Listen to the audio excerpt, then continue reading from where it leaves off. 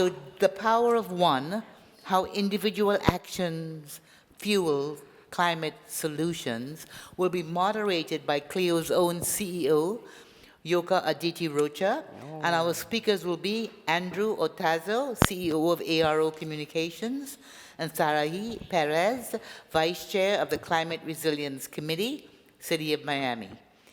And I want you to know that everybody in this room needs to believe that you can make a difference, because this panel will show you that this begins with you.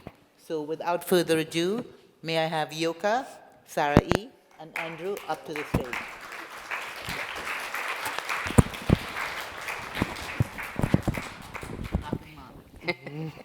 I'll try. You're a hard act to follow. Yeah.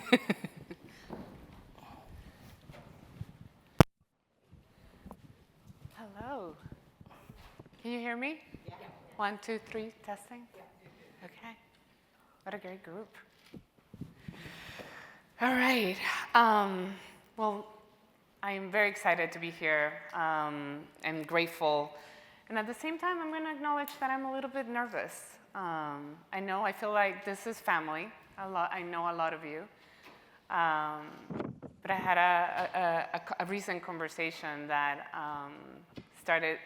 make me a little anxious. And before I start, I just wanted to acknowledge that I know a lot of us are carrying heavy feelings. Some of us are carrying grief, sense of loss, anxiety, and I just want to tell you that you're not alone. We feel it, and maybe we can start by maybe taking a deep breath or two before we start. It will help me. Yeah? All right, let's try that.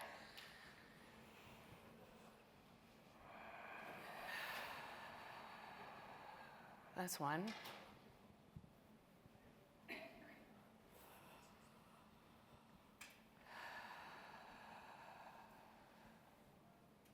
That's two.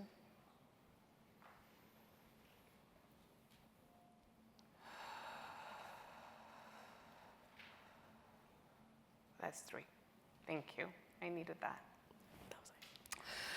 I just came back from a retreat yesterday, and I think I didn't realize how much I needed to slow down, how much we're working so hard to try to solve this race that we are up against, this climate crisis race and this ticking clock that we all have in the back of our minds. But I was surprised that when I left the retreat, I felt lighter, I felt joy. I'll be very guilty by admitting that I'm a chronic to-do list doer. I even do lists on my sleep. I'm always on the go, go, go, go. My mantra, many of you know, that is action is the antidote to despair. And that at the CLEO Institute, we live to inspire action in others. So I'm very excited to be leading this conversation with two great leaders in our space. But before I start that, I just want to say a little bit about me. I grew up in the Caribbean, fell in love. My first love was the ocean. Grew up watching Jacques Cousteau documentaries. I thought my life was going to be, working with dolphins and flipper. And here I am trying to protect the people and places that we love. My why got really real in 2005 when hurricanes battered us in Miami, where I live. I was a young mom, and I thought we were going to lose our home underneath and lose the roof underneath us. That's why I do what I do today. And over time, I learned that education alone does not activate people. It is a great seed to plant. People move when they feel agency, when they feel connection, when they have a real pathway to plug in. And so I'm very excited about this conversation because we truly believe in the power of one. I think Caroline already mentioned that CLEO stands for Climate Leadership Engagements Opportunities. It's not just about the climate science and the facts, it's a way in, a way to lead, a way to belong. So today's session is called The Power of One, and we're going to start with a quick video. If somebody can cue or start the video, please. If you've learned a lot about leadership and making a movement, then let's watch a movement happen start to finish in under 3 minutes and dissect some lessons. First, of course, a leader needs the guts to stand alone and look ridiculous. But what he's doing is so simple, it's almost instructional. This is key. You must be easy to follow. Now here comes the first follower with a crucial role. He publicly shows everyone else how to follow. Notice how the leader embraces him as an equal. So it's not about the leader anymore, it's about them, plural. Notice how he's calling to his friends to join in. So it takes guts to be a first follower. You stand out and you brave ridicule yourself. Being a first follower is an underappreciated form of leadership. The first follower transforms a lone nut into a leader. If the leader is the flint, the first follower is the spark that really makes the fire. Now here's the second follower. This is a turning point. It's proof the first has done well. Now it's not a lone nut and it's not two nuts. 3 is a crowd and a crowd is news. A movement must be public. Make sure outsiders see more than just the leader. Everyone needs to see the followers because new followers emulate followers, not the leader. Now here come 2 more people, then 3 more immediately. Now we've got momentum. This is the tipping point and now we have a movement. As more people jump in, it's no longer risky. If they were on the fence before, there's no reason not to join in now. They won't stand out, they won't be ridiculed, and they will be part of the in crowd if they hurry. And over the next minute, you'll see the rest who prefer to stay part of the crowd, because eventually they'd be ridiculed for not joining. And ladies and gentlemen, that is how a movement is made. So let's recap what we've learned. If you are a version of the shirtless dancing guy, all alone, remember the importance of nurturing your first few followers as equals, making everything clearly about the movement, not you. Be public, be easy to follow. But the biggest lesson here, did you catch it? Leadership is overglorified. Yes, it started with the shirtless guy, and he'll get all the credit, but you saw what really happened. It was the first follower that transformed a lone nut into a leader. There's no movement without the first follower. See, we're told that we all need to be leaders, but that would be really ineffective. The best way to make a movement, if you really care, is to courageously follow and show others how to follow. When you find a lone nut doing something great, have the guts to be the first person to stand up and join in.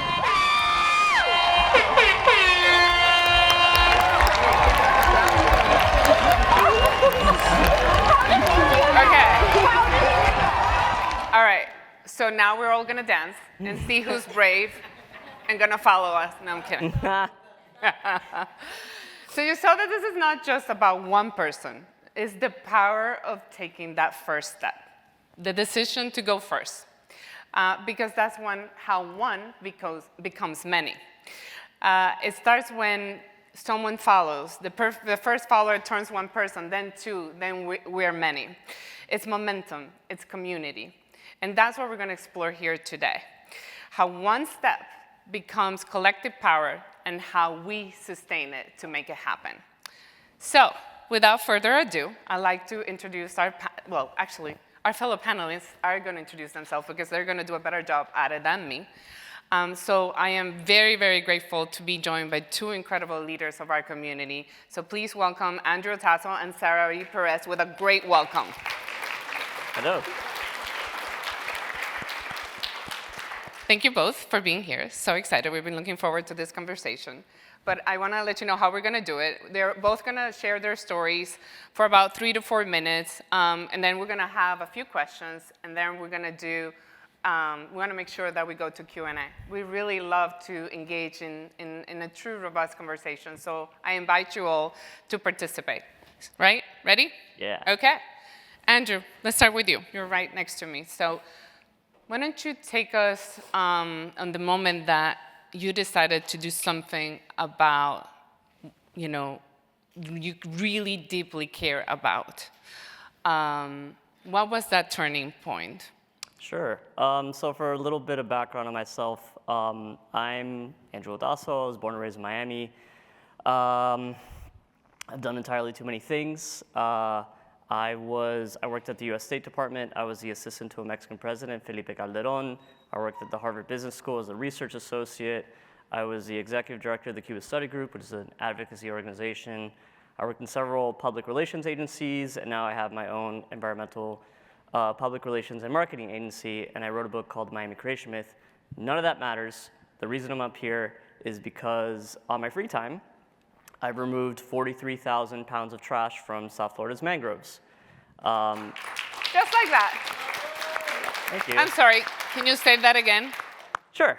Say the amount again. Over 9 years, I've removed 43,000 pounds of trash from South Florida's mangroves. Thank you. And yeah, this is my weird hobby. There's no money in trash. Everything else pays the bill, so I can do this. And the question you asked was, what was the first step? What made you do that? What was the catalyst to start picking up trash? What keeps you going? Well, first of all, I'm a recklessly curious person, so I always wanted to explore, all the white spaces around me, and the mangroves are an ecosystem that most people don't get to experience because they look scary and they can be dangerous. And so I fell in love with the mangroves because I wanted to see what was in them. And you can't love something without being extremely upset when you see it harmed. And I would go into the mangroves seeking solace and peace and quiet, and I would leave really upset because I literally couldn't take a step anywhere without stepping on a piece of trash.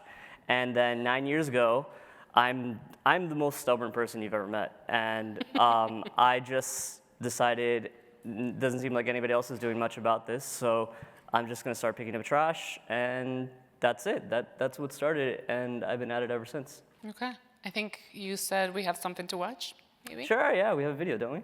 I think we do. Okay. Can we play the video? Ooh.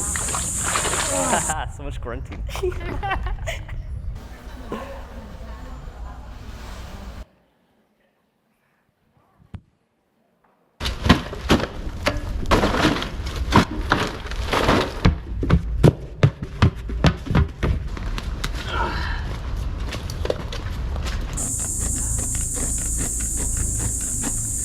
Oh yeah! Oh yeah!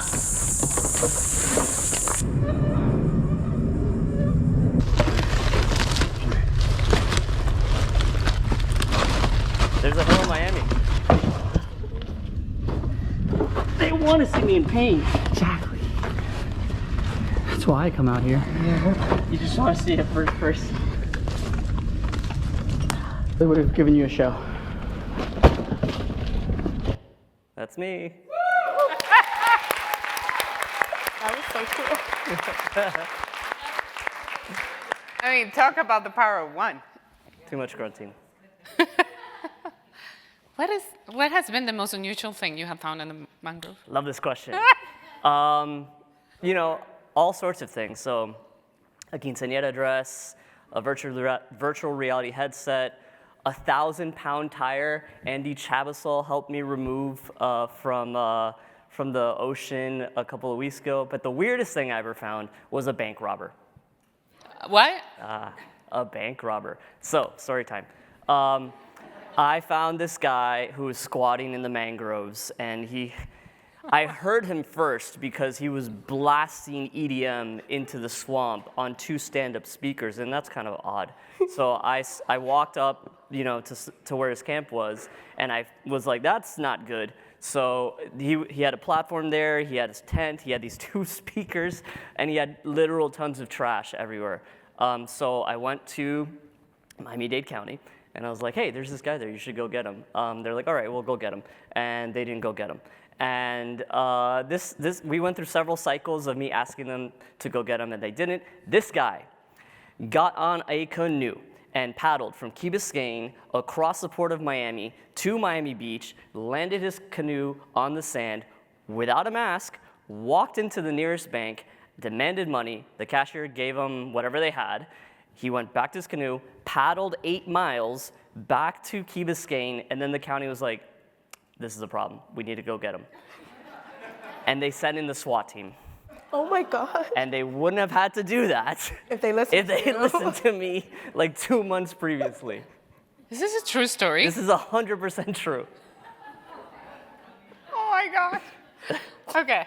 This was not scripted, you guys. We're learning about this. It did not come up in our prep call. You asked. Yeah, I know. I love it. So what's the one lesson you can tell somebody that doubts themselves, who thinks they're just one person? There's nothing special about what I do. I did not study anything related to the environment. I'm not a scientist. I'm just a guy. I don't even have a nonprofit. I just pick up trash. There's nothing stopping you from you don't, like, that's extreme. You don't have to do that. But there's nothing stopping you right now from making your surroundings a little bit better. You can pick up a piece of trash. You can help someone who needs help. Like, just around the people you know around you, in your neighborhood, in your social circle. Like, you do have the power of positive change. It doesn't matter how crappy everything is in the world. You can make a little part of it a little bit better. All right.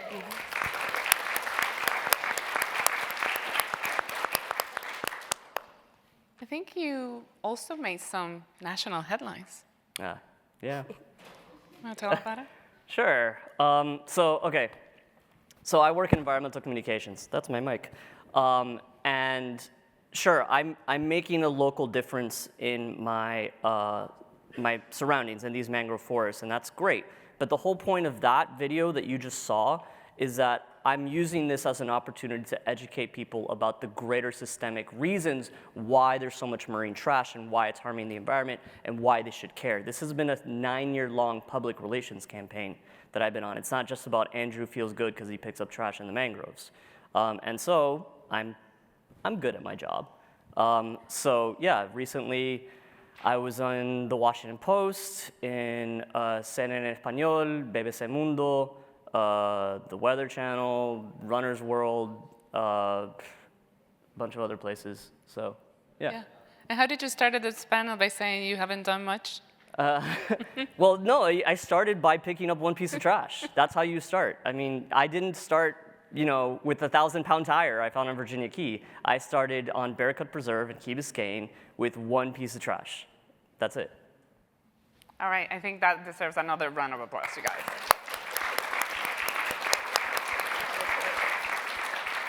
We'll come back to you. I'm going to pass it on to Sarahi. Sarahi, do you want to introduce yourself? I know we have some slides for you. There you go. Okay, awesome. Hi, everyone. My name is Sarahi Perez. I'm 22 and the current vice chair of the Climate Resilience Committee for the City of Miami. Just a tiny bit more about myself. I'm a Miami native, and I'm also an FIU Panther majoring in international business, graduating next month, finally. So yeah, that's a little bit more about me. Oh, thank you. Thank you, really excited. And yeah, just excited to tell more about my story. I've been organizing for around 4 years now, so yeah. Amazing. All right, I want to go into that position that you just mentioned that you have. Mm-hmm. How do you get into that? Yeah, so actually, I don't know how many folks here know about CLEO and the CLEO Institute. Yeah. But shameless plug. Shameless plug. But that's actually how I got started. I think I was like either a freshman or a sophomore in college, and I got invited to go to my very first public comment, and it was to the Climate Resilience Committee to ask for 2 youth seats to be added to the board. And not only did we win, but afterwards I applied for one of the seats and got it less than a year later. So after that, it's been now 3 years. I got reelected as vice chair recently. So yeah, it all started through CLEO. I mean, really, we gotta acknowledge that the city of Miami added these 2 youth seats because the youth demanded it. Mm-hmm. And now you are in a leadership position, which is incredible. And I'm so excited to hear more about your story. But I guess I'd love to go a little bit backwards and understand what was your turning point. How did you get involved? I know you have been an organizer, and not exactly just on climate, but other important intersectional issues. Do you want to talk a little bit about your Yeah, I'd love to. background? Well, I started organizing pretty much my freshman year. I was in a community college. And just a little bit more about myself, right? I'm first generation Nicaragüense, Latina, and I have the same story as a lot, right? There was a lot of things happening growing up in Miami, especially extreme flooding, rent prices were skyrocketing, neighbors I've lived pretty much next to my entire lives were forced to move out, and I didn't really understand why that was happening, what was happening, and I think that created a huge buildup of frustration, right? And I think that's what the turning point would be. I was frustrated I didn't have the answers, and I was frustrated I didn't know where to go. So I just started showing up and asking questions out loud and hoping someone would listen, and who listened were fellow students with the same questions. So what I did was create the first intersectional advocacy club for my college, and we started off just being a couple of students asking questions, but I felt maybe now that I wasn't alone, it was time to look for the answers, right? So I partnered with local nonprofits, started volunteering with them, bringing them on campus, and suddenly like 10 students turned into 100 students, right? And we started hosting our own community conversations, going into classes and doing presentations, meeting with campus administration to pass zero waste policies. And again, we were intersectional. So I offered branches for housing justice, queer justice, climate justice, and we became kind of a superpower on campus, and it was really beautiful. After that, it's been around 4 years now. It's still up and going with the new leadership. It's one of the proudest moments of my career, I would say. But we were also a Gen CLEO chapter, and it was through that I became a campus organizer with them, then to lead organizer and helping lead the other Miami chapters we have in the whole region altogether. So yeah, I don't know, it was beautiful. It taught me a lot of lessons that I still carry with what I do now. I've dipped my toes in corporate sustainability and governmental affairs since then, festival sustainability as well. And it's just kind of seen that climate justice really is intersectional, and we really are a part of the environment and a part of the solution. And yeah, just wanted to tie it back to that. Absolutely. I'm so glad you said that we are part of nature, and we're going to talk a little bit about that.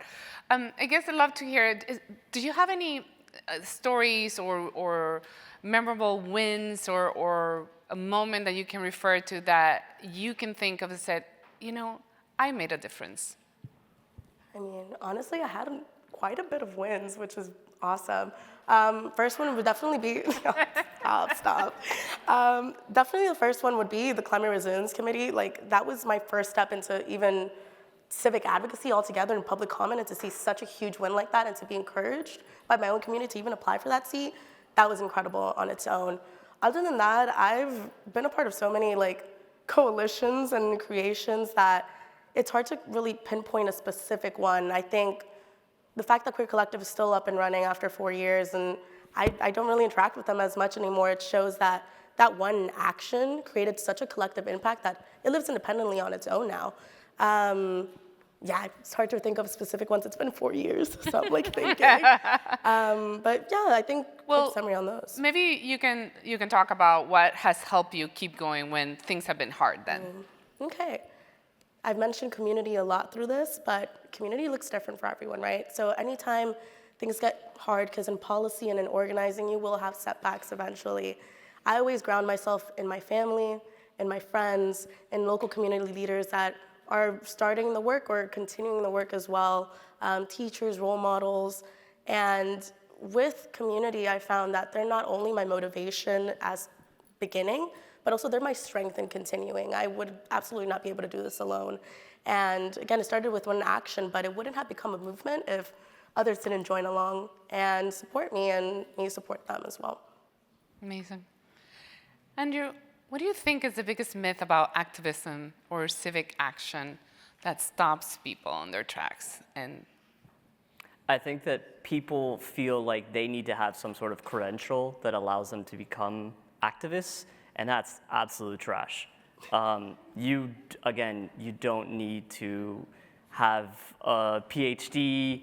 You don't need to, grow up in it. I didn't start my activism until I was 30. And And so, which is so impressive why you're doing what you're doing and what you've done, because at your age I was doing nothing. Same. But yeah, it's all you need is a desire to improve your community or your environment around you. That's the only credential you need. Yeah, agreed. Sarahi, what does power look like in Florida right now, and where do you think people can plug in? Honestly, I think power starts local. That looks in different ways. Think of organizers that are doing local events around you, volunteering. It could even be something as small as a community picnic. You will find power in those where people naturally come together is where the most powerful conversations are being held.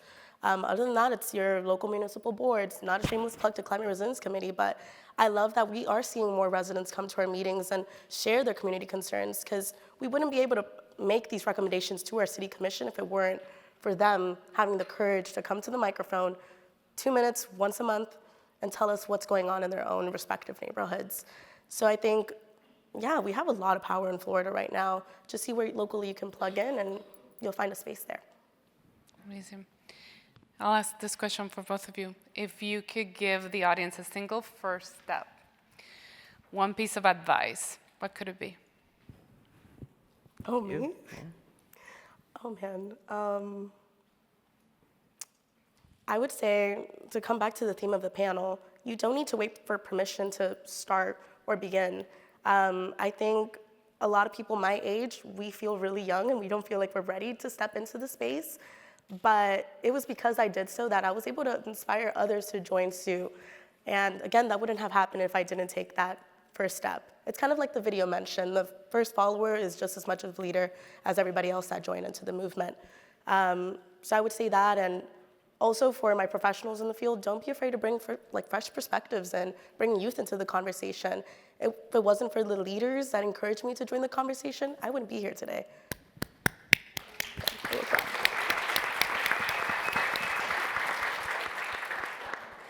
Andrew?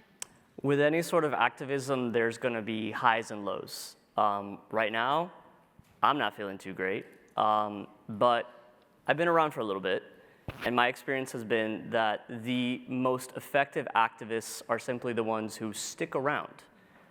When things are good, everybody piles in. Everybody wants to join. And then something happens. It could be political. It could be social. It could be economic. Then you're in the wilderness. But those who stick around when you're in the wilderness, you will gain the strength and the perspective and the knowledge and the expertise that will allow you, once things change, they inevitably will change again.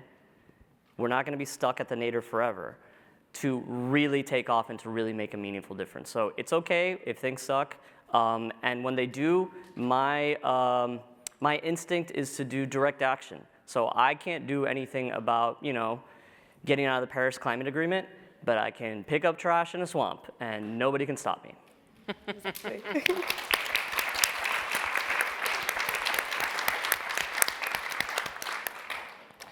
We have entered a period that requires all hands on deck, but I think it also requires all hearts on deck, because the stakes are so personal.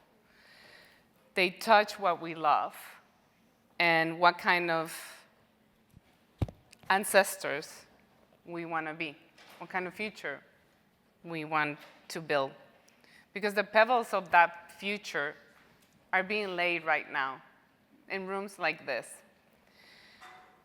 And sometimes, a lot of people ask me, what gives you hope?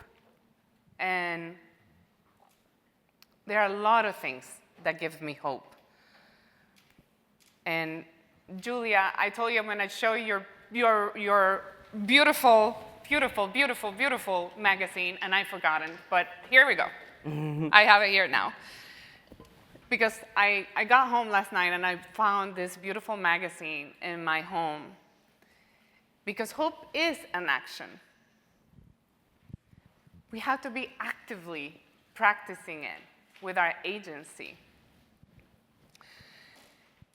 We have to channel that despair, that sorrow, that fear, that anguish into taking action. And we heard that the power of one is important, it's that catalyst. And we are in a nature-based solutions conference. We talk about the role of nature as if it would be something aside from us. We are nature. Just like the trees in the forest, or just like nature where everything is interconnected, we need to find a way of connecting each other. This disconnects us. We are using doom scrolling or substances or so many other things to numb us, to isolate us. And when I said we need to lift the power of our hearts, I mean it's because we need to find connection. We need to build community. Just like mycelium is essential for trees to connect, to nourish themselves, to create the forest, we also need to connect. So we're gonna do a little bit of an exercise here. I'm gonna make you an invitation. We're all gonna dance. No, I'm kidding. My invitation is simple, to see if you're gonna be the one. If you feel a calling, if you wanna join us, turn on your light. Thank you, thank you, thank you, thank you. Thank you. Thank you. Because one action becomes two, then becomes three, and then becomes we.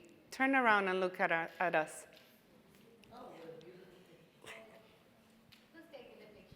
Who's taking the picture? I should. Take a selfie, you guys. You're younger than me. Oh, yeah. Do you want to do it?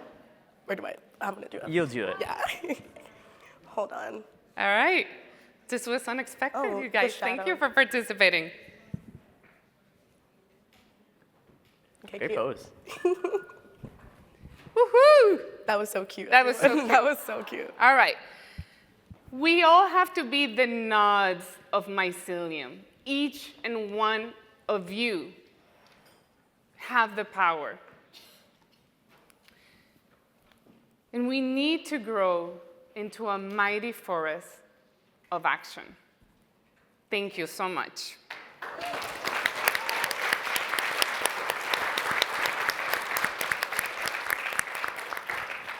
All right, we have about 5.5 minutes for maybe 1 or 2 questions. Who are gonna be the brave souls that are gonna raise their hands right now? Oh, yes. What is a good way to initially start with some of the things that you guys suggest? Like, what are some ways that you can start in your community, like to help clean it up or just like build that community that wants to better the environment? Wants to take that? I'll start. You start? Yeah. Yeah, my issue is marine trash, obviously, but it definitely doesn't need to be everybody's issue. It's figure out what your passion is. What are the pain points in your community, in your environment that most irk you, that most bother you, and also talk to those around you. So I initially said you should just get started and start working, but also the road to hell is paved with good intentions. So there have been many historical examples of people just jumping into things and not knowing what they were doing, and as a result, they do more damage than good. Talk to those around you.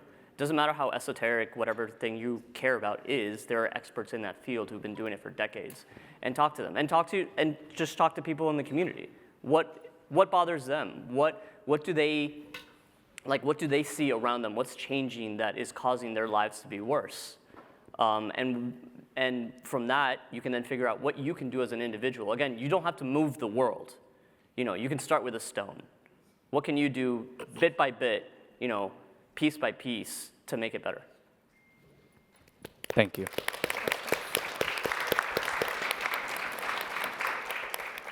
we have maybe one more? Another brave soul? Cold call them. Yeah, cool. I'll do it. I'll pick on you. There's a hand over there. Oh, okay, here. Great.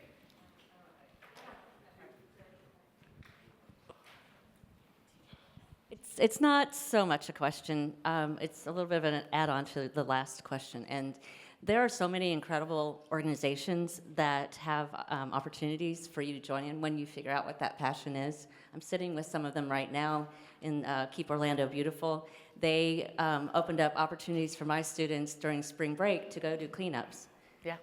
And I have students that have signed up to do it, so I'm really proud of them. Do you want to mention a couple other organizations that people can? Do you want me to start? Yeah, sure. I mean, I've mentioned it before.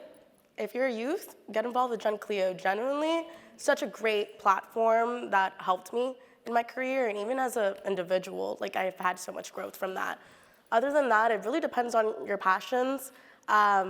Locally, there's Save LGBT helped me for housing justice. A big passion of mine was anti-gentrification work. So that's how I got my foot in the door, and they also talked to me about CLEO. So yeah, just find your passions. And to also kind of like add to the last question that was asked, I started off by just having conversations with folks. It's kind of like picking up that stone that you said. Just start the conversation and it'll kind of snowball from there. Yeah. Yeah, great. Do you have Andrew? any plugs? Do I have any A organizations? couple of other organizations that you want to? Yeah, so in South Florida, volunteer cleanup is great. It's an incredible platform. You want to join a cleanup, they have literally every cleanup in every neighborhood. You want to do a beach cleanup, you want to do a mangrove cleanup, you want to do cleanup in an urban setting, that's the place to be. I also have to plug the Climate Change Happy Hour. Yeah, everyone in South Florida is going to be there. Yeah. If you work in environmentalism in South Florida, you will be there. That's a great place to meet other people, to understand what they're working in, and how you can plug in. Yeah, thank you. And here, connect, here. This is an incredible space with organizations and thought leaders from many parts of the world in our state. Last night, we actually hosted an incredible gathering of students from the University of Central Florida with thought leaders and experts from different realms of different sectors, so they can hear from professionals on real time of what they're doing, so thinking about the careers of today and tomorrow. So there are many ways that you can get plugged in. One last question. We have 45 seconds. Caroline Lewis. Do you count? Okay. Yeah, I count. I'm very curious because I do believe that the power of one has a ripple effect. Do you feel you've had a ripple effect? I'll start first. I definitely feel like I've had a ripple effect. That's why I really wanted to emphasize that in telling my story. I see the power of one as also the power of one's story, right? Even when I felt like I didn't have the status to, the education to, as long as I could speak and speak to my experience, I felt like that was powerful on its own. And it has been, because now it's motivated so many other students to do the same thing. And that's been the ripple effect I've seen. All right, we're out of time. Well, thank you so much. This has been an incredible conversation. Thank you for participating with us. And remember, be a node of mycelium. That's your task. Thank you, everybody. Thank you.